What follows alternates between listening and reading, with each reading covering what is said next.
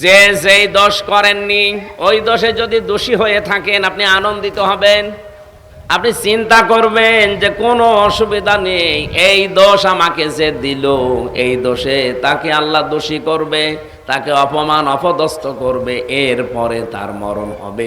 যার বাস্তব প্রমাণ হাসিনা। যা যা করেছিল নিরপরাধ মানুষদের উপরে আল্লাহ তাকে দিয়ে ঠিক ওই অপরাধগুলো আবার করিয়েছে। ওই এতদিন বলি ছড়িয়েছে মানবতা বিরোধী অপরাধী, অথচ আল্লাহ তাকে আজ বিশ্বের সামনে মানবতা বিরোধী অপরাধী বানিয়েছে। তামাম দুনিয়ার 257টা দেশ জানে যে হাসিনা মানুষ হত্যাকারী।